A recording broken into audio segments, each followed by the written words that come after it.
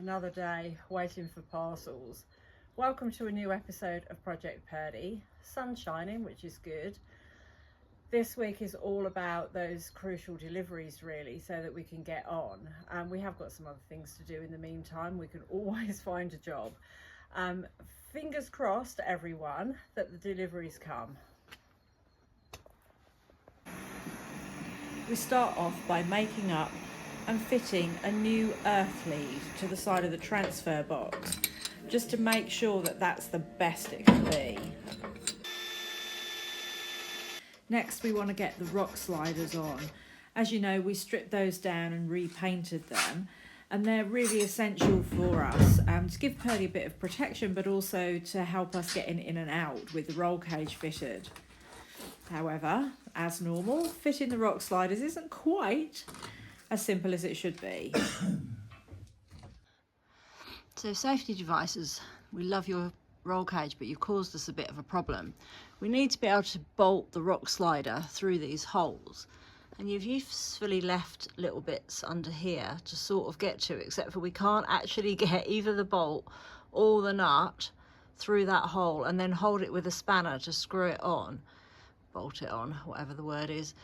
So I don't quite know what we're going to do about this. You see, normally the bottom of this outrigger is open, but to strengthen up for the bottom of the roll cage feet, safety devices have welded this plate on, which is fine, but we just needed bigger holes at the top so we can actually attach this rock slider. He's twisting.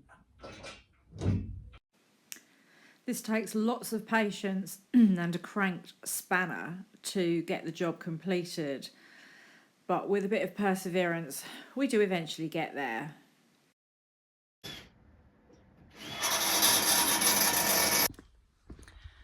Sun is shining for a change. Lovely view over the field. Just nipping down to the other workshop. I need some non-slip for those rock sliders, because otherwise you do tend to, your foot slips off them and it runs right down the front of your shin and it really hurts, and I know that because I've done that before. So this is what we've got. Rhino anti-slip tape, nice and wide. I'm probably just going to have to cut that in around the rock sliders a little bit, but it should prevent accidents. I've cut this anti-slip tape to fit onto this rock slider. It's self-adhesive, so hopefully I'll just peel this backing off. Won't be that easy obviously, and stick it on. Rip the first bit off.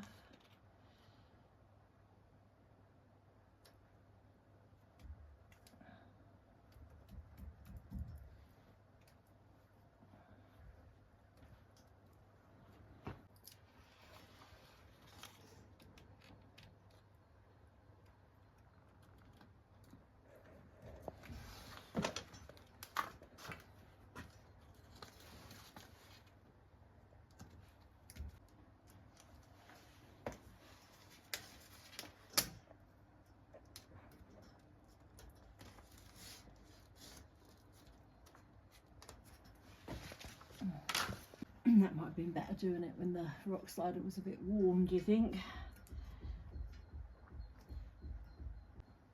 There we go. Hopefully no accidents will happen. We needed some big drill bits to get that handbrake cable through. Those are big drill bits. Those are really big drill bits. Let's fertilise it again.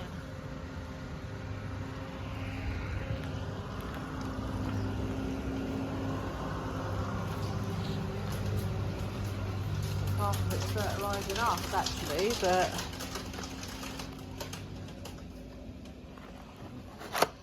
anyway, We've been fertilised as well. we have. Wow. Size matters. Wow, that should do the job. Oh, this bad boy absolutely ate through there, and now the handbrake cable is through. Went through so quick I didn't even get a chance to film it. But anyway, it doesn't matter because it's in. The next job is cutting and making up some spacer plates to go into the seat box with the reinforcing plates, because the levels are all over the place, so we just need these to level everything up before we put that top on.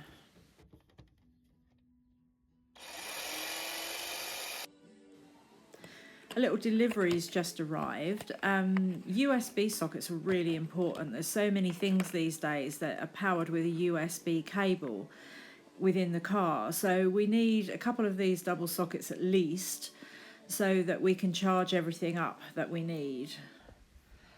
Chris has been working on the strengthening plates that are going into the seat box. So we've got this one is in, there's one under here, one under that one, and we've got the fourth one still to do.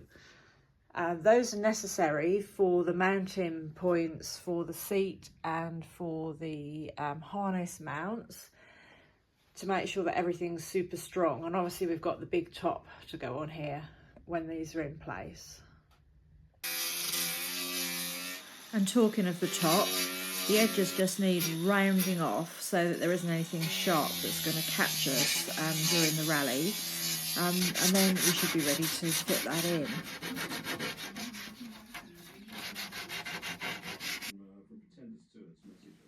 Once in place, Chris just marks out where the fixing points are going to go so that it can be drilled.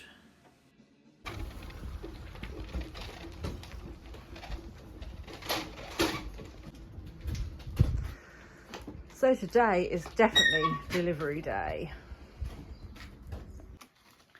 So thankfully we've got deliveries. Okay, the first box is from our lovely people at Purdey Spares. This is the pipe that we're missing that goes on top of the engine. Tank to radiator pipe, there you go. And the rest of the things in here I think are relays. We thought we'd start with new relays in the system. So that's box one. In this box from Eurospare is the radiator, we hope. Really important to get Purdey running, so, and hopefully it hasn't got anything broken off it, and it won't have because it's been nicely packaged. There we go, one radiator. So there we go, we've got a radiator. That means that we're a step closer to getting Purdey running. As well as the radiator, we've got a great big box of goodies from Eurospare, which is great. This includes spares that we'll take on Santana and spares that we just need for general servicing this year. But there's lots of things that will help us get on, one of which is some headlights, left-hand drive headlights, obviously, in here. So we can actually get Purdey's face on, get the front of her wings built up. So there we go, headlights. Something else that I'm quite excited about, and I know this makes me sad, is the little range change knob that's red to match everything else that's red. As the driver's side wing is on the car, we might as well get this headlight put into its mount and put into place right away. Yep, that feels right. Good.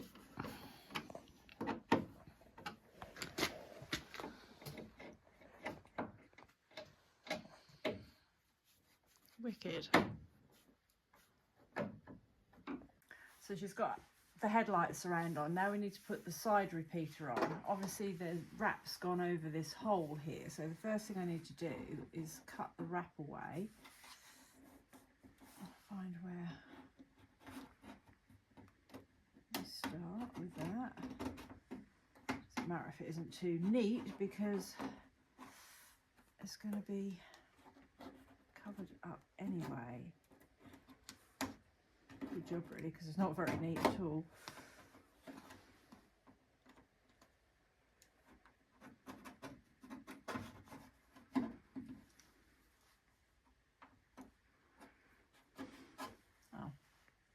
satisfying shape. Right, okay.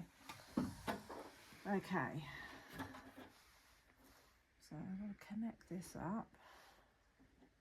Hopefully it goes like that.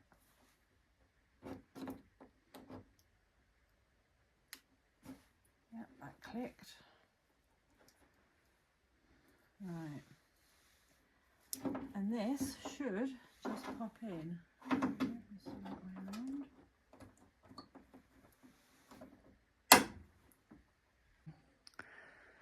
So apart from the eyebrow and final tightening, that wing is nearly done. Another slightly crucial thing that we've got today for Purdey is a battery, because we've been trying to start her off the old MX5 battery, which isn't really man enough, so now she's got her own. And she's also got a battery box. This needs fixing down properly, yeah, and the leads extending to come to it, but it's all starting to come together. We have a bit of a problem here. I think it's because of this block here, right? And the other side. See that? No, you can't see the other side. How far out is the other side? Not as much. Oh, this is a bit scary.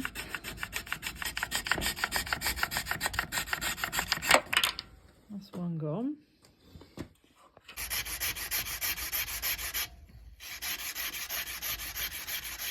We're having to cut these plastic lugs, or whatever we want to call them, off, because otherwise the Allisport Intercooler doesn't fit on. And we thought we'd messed up and got the wrong radiator or something, but we haven't.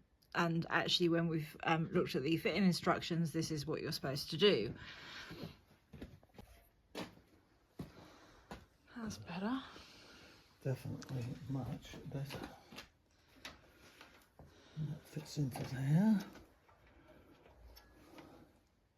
Trabian. It's snug, isn't it? With the radiator and intercooler in place, the rest of the hoses can go on now. Getting there. I've got these weird clips on these bits we need to get off this old inlet hose. I'm not quite sure how to get them off. Okay, well, it's off now. That needs cleaning. Okay, that's the connector bit.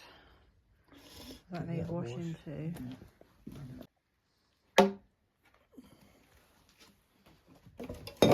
Whoops. Need the hose clip then. Yeah. We're about to lose the last bit of rubber glove protection from the engine, which means that things are happening. It's the middle of March and we've got this morning one of the hardest frosts I think we've had all winter. And if you can see the ice crystals just glistening on Priscilla's windscreen.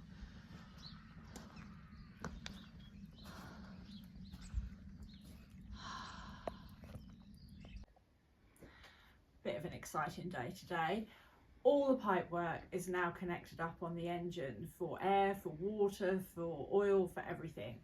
But we've still got a few more bits of fluid to put in before we can actually turn the engine over. So the first thing is power steering fluid. Now, this is something that I know pretty well, and some of you who followed us for a while may remember back in 2021 we had a bit of a problem with power steering.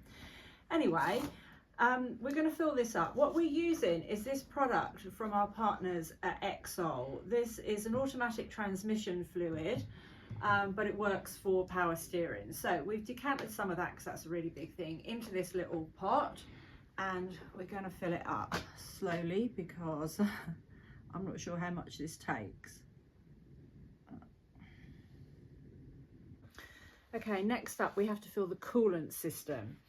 We're going to use another Exol product here, their antifreeze. Now it might seem a bit counterintuitive to put antifreeze in for a desert rally, but it works a little bit like insulation in your house, I guess. It keeps the water from freezing in the winter, but it also helps to keep the temperature down in the summer, in the hot weather.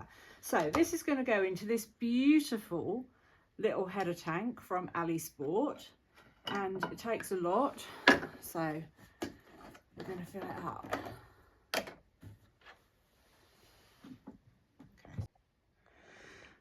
So the antifreeze is just starting to show on this little gauge. There's a lot to go in there because it's got to fill all of the radiator, all of this cooling system, and it's literally just gurgling down as I'm talking. Making sure we've got all of the relays and fuses in before we attempt a start. Okay. Come on, Purdey.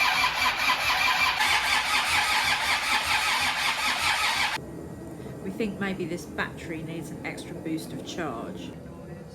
While that's charging, we thought we'd put on the fog light and the reversing light on the back, as they've just arrived from Eurospare.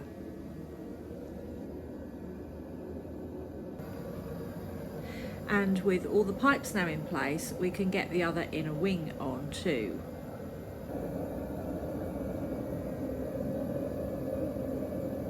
That's on.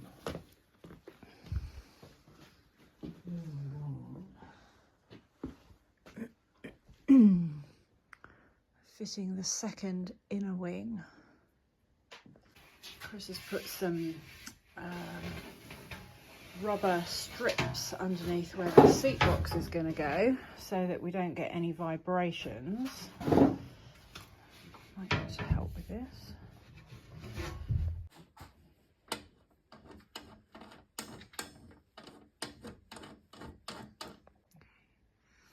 These things are actuators for the EGR valve, but we don't have an EGR valve anymore. You'll remember that we blanked that off. I'll show you, but it's down underneath the engine somewhere now.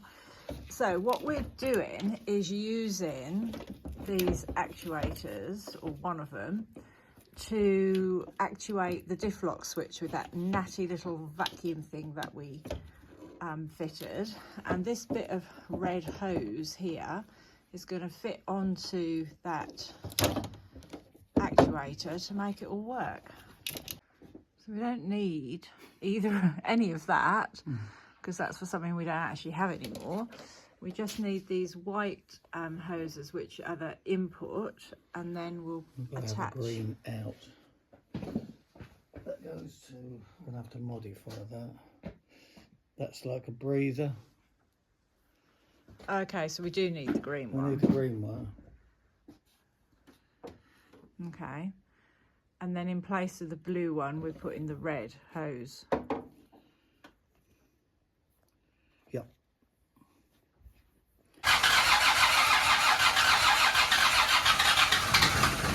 Whoa!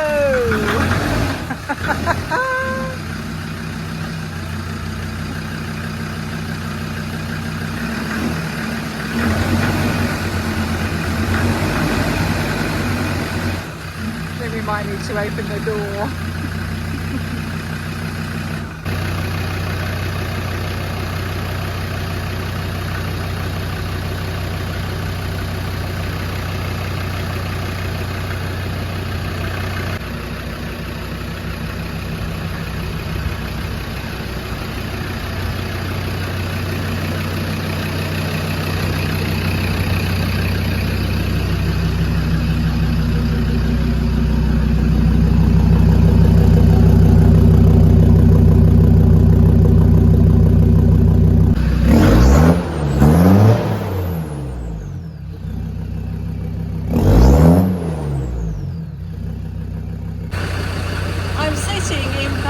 She's running, as you can hear, which is so incredible.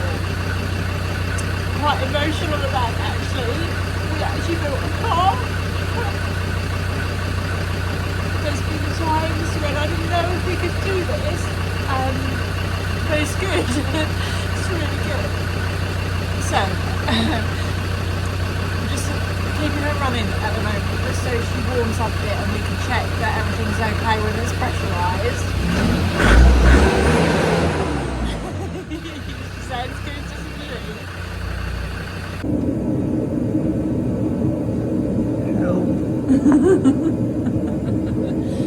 Right, can we both reach this kill switch? Easily. Your arms are longer than mine, right?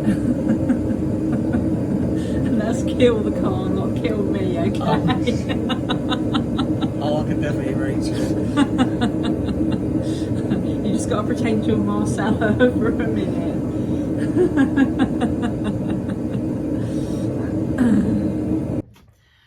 So, first of all, so really pleased that Purdey actually runs. However, as always, not quite that simple. We have a couple of little issues. The starter motor, since we started her, is now stuck. It's a good job that it happened now, not out on a stage. So we've ordered a new one. The other problem is that we can't actually get her into gear. Now that could be that we haven't bled it correctly or something different, but we'll look at that next week.